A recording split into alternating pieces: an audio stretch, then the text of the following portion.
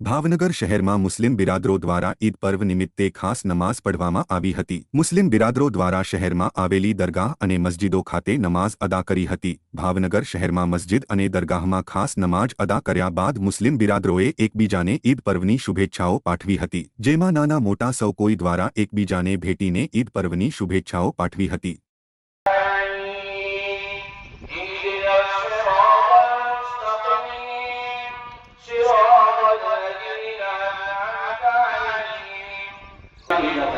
इसलिए आगे बढ़े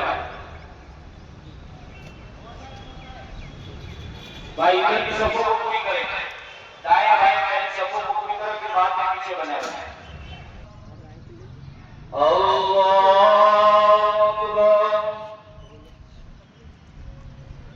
अल्हम्दुलिल्लाह रब्बिल आलमीन, अर्रहमानिर रहीम, मालिकि यौम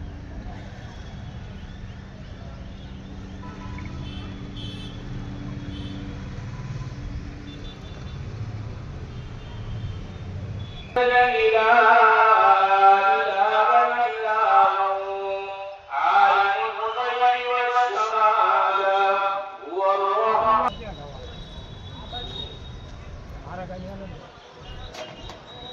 आगे बढ़े। फिर चौथी तकबीर बगैर हाथ उठाए अल्लाह अकबर कहकर फरमाया कि रुकू के अंदर चले जाना है। रुकू के बाद फरमाया के सिवा हर मखलूक फरमाया कि सुनती है और देखती है कि आसमान से फरिश्ते उतरते हैं और ईदगाह के अंदर नमाज पढ़ने आने वाले की एक हिरन फरमाया कि एक सहाबी ने फरमाया कि एक हिरन હવે હાલો ગળે મિલો ને એવું બધું કરજો ઉભો રહેજો એક મિનિટ। फरमाया कि अल्लाह के नबी की बात આજ રોજ ભાવનગર શહેરની અંદર તથા પૂરા ભારતની અંદર આજે મુસ્લિમ દ્વારા ઈદ ઉલ ફિત્રનો તહેવાર મનાવવામાં આવેલ છે। તે બાબતે આજે ભાવનગર શહેરની અંદર ઈદગાહમાં ભાવનગર શહેરના તમામ મુસલમાનો દ્વારા ઈદની નમાઝ પઢવામાં આવી અને હું ભાવનગર કસ્બા અંજુમન ઇસ્લામના પ્રમુખ તોફિક શેખ તરીકે સર્વે નગરજનોને ઈદ મુબારક પાઠવું છું અને તમામ સ્ટાફ તથા તમામ કર્મચારીઓ જે લોકોએ ઈદની નમાઝ માટે બંદોબસ્ત કરે, તમામ મેનેજમેન્ટ કરે, તેમનો અમે સરકારશ્રીનો પણ ખૂબ ખૂબ આભાર માનીએ।